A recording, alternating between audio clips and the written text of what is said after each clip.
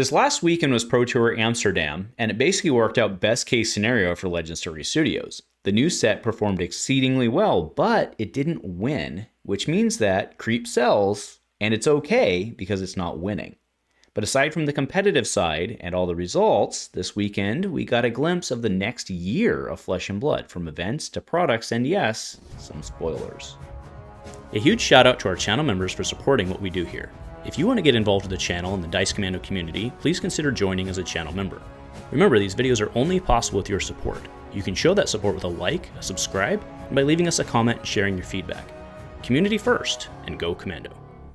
Hey there, my Flesh and Blood friends. Welcome back to Dice Commando and Go Again, a fabulous cast. And thanks so much for tuning in here on your Flesh and Blood Monday as we are reeling from an amazing weekend coming out of Pro Tour Amsterdam. So we are going to be focusing in on the keynote and the spoilers and kind of the product roadmap. But I certainly want to take a minute to just talk about the weekend. It was pretty cool play. We didn't, the finals wasn't Pro Tour LA level finals, but there was really good stuff to watch this week. And by that, I just mean in terms of the excitement of the kill shot, the top deck and all that. But we had some really well executed play. Japan, the Cinderella story they're calling it, showed up. One Pro Tour on Uzri. Wow. Absolutely awesome. The calling was won by Zen, right? So now you've got representation there. And that's why I said in the intro, best case scenario for LSS. And then the Sunday Battle Hardened was a Living Legend format, which was actually brought down by Kano. I don't think anybody had that on their battle or on their bingo card, not their Battle Hardened card, their bingo card. So that's pretty cool. And then shout out to the Goldfoil Commoner event, which is brought down by Chane, which is very interesting. And what's super interesting about it is I believe that is the second time that we've had a European Goldfoil event for Commoner get taken down by Chane, whereas in the US, it's all about Ira all day long. Very interesting how different parts of the world think differently. It's pretty cool. It's pretty cool. Who's better? Well, US didn't put any in the top 8, so I'm sure we're going to be hearing about that for the next so on and so on.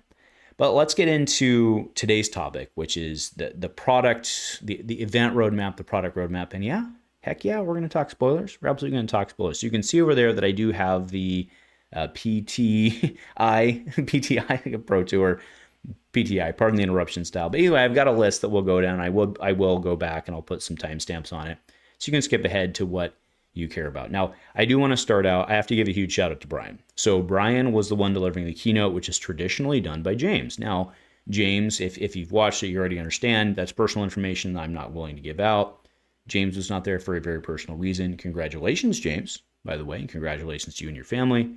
But James was not there, and Brian was thrown in, whatever it may be. I'm sure he was mentally prepared. He had to have been, because he freaking nailed it. Did an absolutely great job, played the crowd. You could tell he was playing the crowd very well. Needs to make a little love to the camera, but he nailed the hell out of the keynote. Absolutely delivered it very, very, very well. Right? So congratulations to him on that. So out of that, the first thing that caught my eye was the OP roadmap. And we're not going in order of his speech. And again, I encourage you to go back and watch his presentation.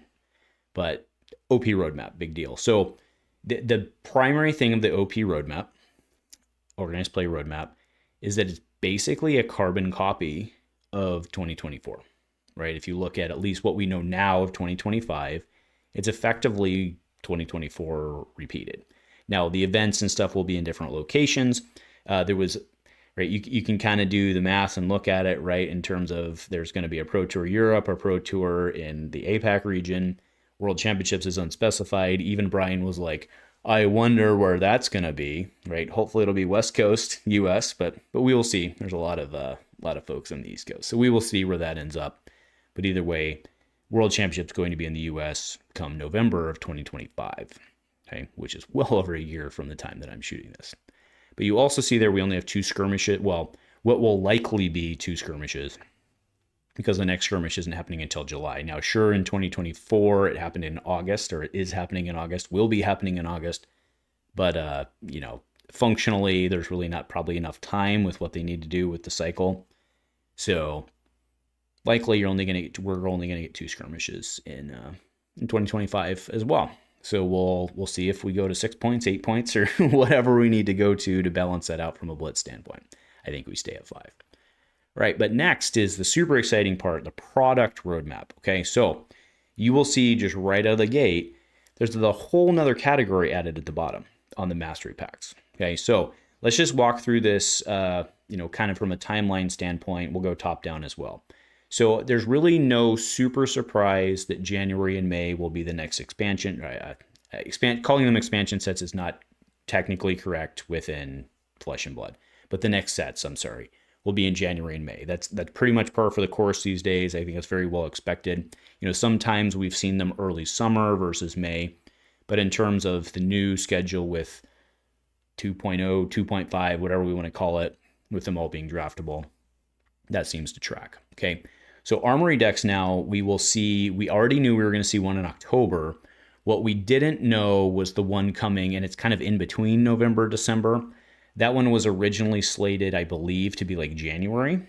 So this is the one that I'm just going to call it now. I am like very, very, very positive. Well, I mean by positive, like as positive as I can be having no inside information. I'm pretty sure this is going to be Terra, right?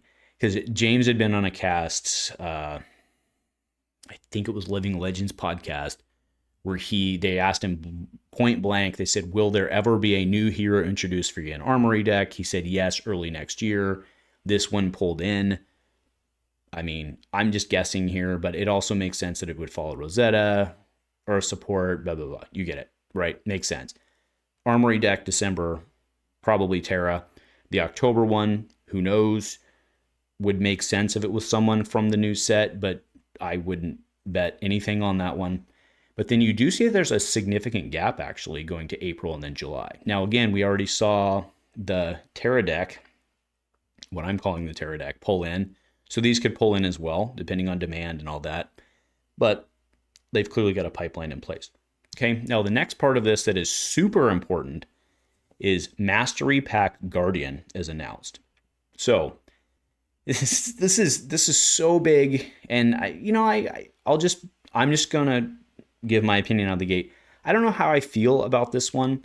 This is, you see on there, I don't actually have Mastery Pack called out. I'm calling it History Pack 2.0 classes. This is a good idea, and I also don't know how I feel about it at the same time, right? So several months ago at this point, I shot a video saying, you're not going to be a hero main. Any hero mains will not be a thing in Flesh and Blood in the future. It will be a class main, right? And I think this kind of speaks to that point. We also have not seen any additional history packs get released, and instead they're going Mastery Pack. Now, the theory here is really solid. It's if Andrew goes into the game store and he's like, you know what, I really want to play Warrior, right? Instead of saying, I want to play Kassai, I want to play this, I want to play Warrior. Like, well, have I got the product for you? You go over here, okay? So that's really, really, really good in concept. It's actually like beyond awesome in concept, right? I do question how well it's going to sell. I don't know, but they're going to be putting in like some unique, come on, they're going to put in some unique chase cards. And I think that's where my issue with it is. Like, there's probably going to be some expansion slot type cards, and whether it's technically an expansion slot or whether it's just generic, but you're going to want it, and like people are going to have to go buy it. And that's how you sell a product. I'm not saying that's predatory, but that is like, it's just one more thing you got to go chase down in singles, and then you got to wear meh, right? You get it. So I think that's a thing. I do like the Crack Shuffle Play concept. I was super excited about Crack Shuffle Play going into Bright Lights. We played it a couple times. It was fine.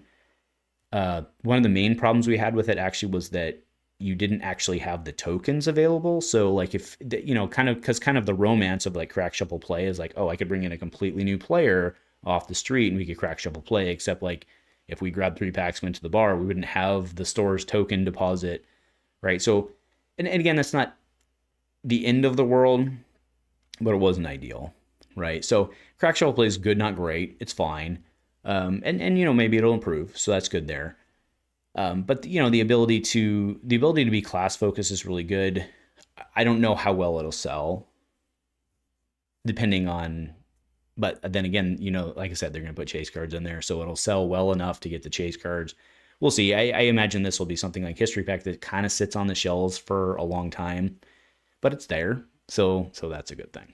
I mean, it's a thing. It's a thing. Okay.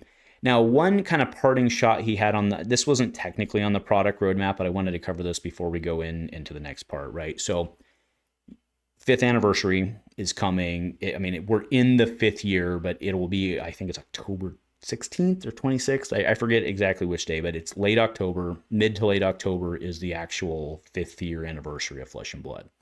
So at Osaka, which will be Worlds, they're doing 5th anniversary booster packs. And obviously, you can feel good about that or bad about that based on your perspective. I feel really bad about it as someone who's been in the game from the very beginning, that the 5th anniversary packs will only be available at Worlds in Osaka. So I understand why they're doing that, and I think functionally that's fine. But it's kind of weird because there's a very high barrier. Let's just say there's a very high barrier of entry to that, to be there to buy it. It feels like a celebration of the 5th year, but not for the folks who've been there for 5 years, I think is the thing. And again, the 95%, maybe even more of Flesh and Blood players haven't been there since the beginning. So that is probably not a problem statement, right? And again, it's just another product. There's going to be, it's probably going to be cold foils galore. There's a lot of, there are a lot of Blitz heroes, or I should say young heroes, that haven't seen cold foils yet, like probably slam dunks into something like this, right? It's kind of like a makeup product, something like that. Probably some sexy stuff in there that'll be huge chases. Seems like a super cool product. It does feel a little exclusionary when you consider that the vast majority of your population is probably not flying to Osaka. But again, they're trying to reward the folks that have built Flesh and Blood OP. So it is what it is, and I think it's fine. I think it's fine. It sucks, but I think it's fine, right? And as someone who will not be going to Osaka because I have a job and I have a family and stuff like that, and others don't have that, but there's monetary barriers, whatever it may be, right? As someone who's not going there, I think it's fine.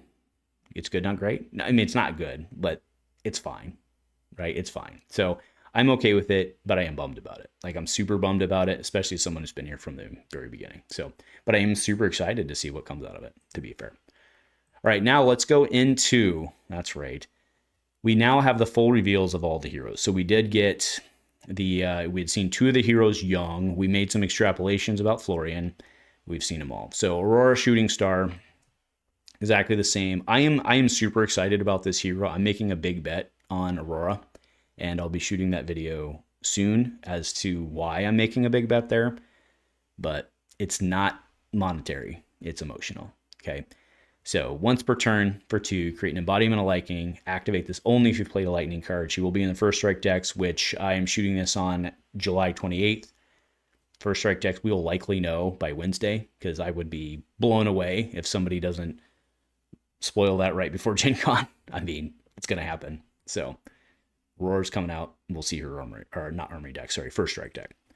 Right, next we have Florian, the Rotwood Harbinger, and yeah, you kids were correct. It's doubled 8 or more Earth cards in your Banish Zone. So, I mean, eight's actually a lot when you think about it.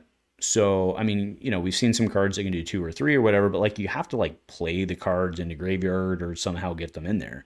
So, I mean, because at a minimum, 8 cards is 2 full draws, right?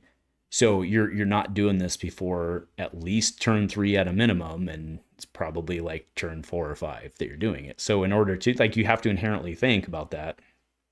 If you have to do things to get it in there to turn him on, he's definitely going to lend towards a slower play. I'm not saying fatigue, but I am saying a slower play style, right? I think that inherently makes sense. So, I mean, there's no other way to, you have to have the card. I mean, I guess you card draw and stuff like that, I suppose, to be fair. But at a very functional level, he's going to be a slower playstyle. Not saying fatigue, but probably fatigue. Okay. Now, this is the one a lot of people were excited about, and this is actually the adult Azalea art. Okay, so once per turn instant, discard an instant, draw a card. Well, that's very interesting. I know my boy Oates is all sorts of excited about this one. Same brainstorm. I mean, you can only do it once, but there's things there. There's a lot of, I'm just calling out Oates just because, we talk about this all the time, but a lot of people super excited about Azalea. We'll see. Lightning Wizard seems scary on the surface. But we now know what he does, or what they do. I don't know. It does. I think we know what it does. Fair enough. And now we have Verdansk. Oh my god. I love this art. I mean, right? Super cool. That said, I think Verdansk is going to be a problem. So, if there are 8 or more Earth cards in your banish zone, Verdansk gets whenever you gain health during your turn, deal 1 arcane damage to any opposing target. So, let's be very clear on this. It's whenever you gain health. So, it's not if you gain 3 health, you can deal. So, if you play Sigil of Solace, you would still deal 1 arcane. Right? At least that's my understanding of it. We'll see on the release, but like that seems like the way that would play. But if you were to do something that's like gain 1 health, gain 1 health, gain 1 health, gain 1 health, which, right, she's going to have, right? Now you'd be dealing a whole bunch. So you have a fatigue wizard of sorts, or maybe not, maybe, and again, maybe it's the thing on Florian's, like maybe it's not fatigue, but it's definitely like mid-range, end-game, long game, end-game, maybe not right, but long game, right? Very interesting. I'm a little worried about this one because we've seen like in Yoji cases and stuff like that like life gain fatigue can like do its thing on its own, and now you're life gaining, and granted the arcane you're throwing is not a permanent card. So maybe this is well balanced. It's going to be very interesting to see how this plays out, but could be a thing. All right, now we went into the Rosetta season events promos. So these are not new, but that Fighting Dolls Fighting Spirit, the red version, is super hot. Will be available at Tampa Bay, Sydney, and Lyon. And, the only thing I'm bummed about is that it's not yellow. But I'm probably not going to get one in it because I'm not flying to Sydney. I'm not flying to Lyon. I'm still considering Tampa Bay, but I am like 99.9% certain that my dad and I are going to be fly fishing that weekend, and that's kind of more important to me. So it's not that Rosetta's not important, but fly fishing with my dad with just the two of us kind of seems like the right answer for me. So likely we'll be doing that and then flying immediately back for, that's right, pre-release to run it again, guy. And then we have Lightning Press, Portland, baby. That's right, that Lightning Press got the Trident thing going on. Oof. Portland, Kuala Lumpur, Florence, and Chicago. Chicago, by the way, was announced to be a living let. So I did not run down. They did a huge rundown of all the different places they were going to do for the OP schedule. I don't want to go through all of that here because not all the details are final anyway. But either way, Chicago is going to be living. Because I was thinking about flying that one because my wife's from Wisconsin, could have visited family. I will not be going to that one because it's Living Legend. I'm not interested in that. Kuala Lumpur would actually be kind of cool. But either way, Lightning Press, and that's going to be a cold foil. That's going to be a hot-looking card.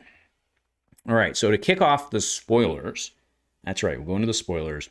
They are redefining Limited with a macro.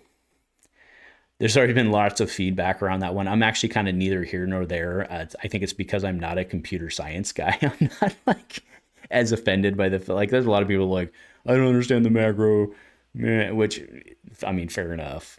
Like, I'm not judging you for that. I just think it's like the whole thing's kind of funny, right? But functionally, this is Helios Miter, right? It is. The difference is that it starts in play, and it's not using an equipment slot, but it's doing what Helios Miter did for what Helios Miter needed to do in Uprising, right? Now, the coolest, I mean, not the coolest, but an interesting thing about this is that they are redefining that Blitz pre-constructed is now actually limited, which I think kind of makes sense, but like I think historically it also made sense why it wasn't. But they're either way, they're redefining it primarily, I think, for this usage. But that's cool, right? So Sanctuary of Aria, prevent the next 1 damage. It was also mentioned apparently. I honestly missed this, but it was pointed out to me by multiple people. No AB in the set. So there's going to have to be a lot of like D-amp, negative amp. I mean, how else is it going to work? I guess you just gain a bunch of life and sling stuff back. Maybe that's the case. Go Verdansk. Verdansk for the win. I don't know. We will see. We will see how it plays out. Very interesting. Very, very, not even interesting. It's like interesting. I don't know what to say. All right. I don't know, folks. All right. Extended Art Rainbow Foil promo pack. So this has 3 new. This will be like at the releases or the probably not probably at the world premiere, right? We've seen stuff like that with a Raisin Army out of heavy out of heavy. So anyway, you get it, stuff like that. So hand behind the pen. When this hits a hero, turn a card in their arsenal face up, then banish a non-attack. Smash up. When this hits a hero, turn a card in their arsenal face up, banish an attack action. And when this hits a hero, Tongue Tides, when this hits a hero, turn a card in their arsenal face up and banish an instant. So they all have different costs, attacks. It's on curve, but you have a whole smattering of the type, right? So it fits in terms of kind of it's a full arc, right? It would be your agile wind-ups, your wind-up series, your prevention series, whatever it may be, from heavy hitters, whatever it be. Full cycle makes complete sense. But again, 3 new spoiler cards we have. Now, here's the part that I lost my mind on, both in a positive and negative sense, because I saw this and I was like, oh no, this is Magic all over again, right? But it's the dual split cards. Some of these are absolutely insane. So I want to talk about these specific cards as we go through them, right? So first, the dual split cards, the way they work, they have the meld ability. So in previous games, when you've had the split cards, it's 2 cards effectively on one, and you can choose which one to play. This is different in that you can play both for not the same cost. Well, you can play both for the cost printed on the card. So if it was let's say you have a split card and the cost is 1, it would cost you 2 to play both of them. But for 1, you could choose either. But if it's a 0, well, if it's a 0, why wouldn't you play both? And that brings us to the first one. So Burn Up Shock. This card is crazy. This card is so good. Okay, so the next time an attack you control hits this turn, deal 4 arcane to a hero.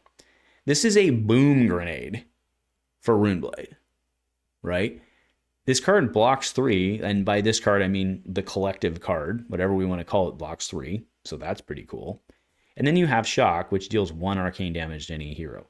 So because they're both 0, you just play it. So as an action, you play it, you get go again, and you deal an instant that says deal 1 arcane damage to each hero. Whoa. That's like really good for Briar. Well, I mean, I'm thinking about in terms of current stage heroes. Like, whoa. So we will see if this is in the... I suspect that dual cards will not be in the first strike decks. So I don't think this will be legal for Skirmish 9. And Briar will likely be gone after Skirmish 9, so fair enough. Maybe that's a net neutral, or I should say a net irrelevant. But for all you folks out there super hard about LL format, ooh. Next, we have Comet Storm Shock, right? So this is a good, and I do apologize for the granularity here. All of these have been stolen by screen caps of me watching Brian live. Okay, so I will actually go back and I will go back and see if February has updated images. I will do that. So either way, we have Comet Storm, deal 5 arcane damage to any target, or Shock, deal 1 arcane damage to any target. Again, you're blocking 3, but now you're looking at an action and an instant, but there's costs associated with that. Okay, so you'd have to play that for both. Okay, we have Null Shock. If target instant card costs less than the total arcane damage you've dealt the opposing hero this turn, negate it. And then Shock, deal 1 arcane damage to any target, but they're both instants. Keep in mind, though, that one's Wizard, one's Lightning. Okay. Well, now we have Thistlebloom. Create X Runechant tokens, where X is the total life you've gained this turn. Well, gee, I wonder who would like to do that. And then we have Life, gain 1. Very fascinating. And by fascinating, I mean, hoo boy. Hoo boy. Now, the last one I want to talk about, full disclaimer, was actually not from the keynote. This was actually from another shot or product sheet. You have Sizzle here. And again, this is not great art, but you get it. So we're pretty sure from just to the left of the R there, this is a rare, which is relevant for our commoner folks. But this is Sizzle. So your next lightning or elemental attack gets +3. Go again. It's a lightning action, red 0/2. So this is just a strictly better nimbleism in the appropriate sense, right? Obviously, it only works for lightning, blah, blah, blah. You get it. Strictly better nimbleism. The only difference being that it's not a common, I don't believe. That definitely looks like a blue circle to me. But this seems really, really, really good. And we know it's in the Aurora deck, which means it'll be legal in about, 3 days? Pretty good. Pretty good. All right, so that's, I know this has been a long rundown, but there's a lot of stuff to cover. So thank you for joining me on this. I would love to hear your thoughts. Hopefully you've been typing as you've gone. What are we in on this? We're almost 25 minutes in on this, so your champs for sticking along this long. So first off, let me know if you made it this far, but honestly, I'd love to hear your thoughts. We went along the way. Huge, again, to end this, huge shout out to Brian. I think you did a phenomenal job. And not only just on the keynote, but on the casting this week. And him and Pankaj nailed it. You could listen to them talk about paint drying or something. They're phenomenal and well done. So anyway, folks, thank you so much for watching, for bearing with me on a Monday. But there's a lot to talk about, a lot of cool stuff. Go Commando.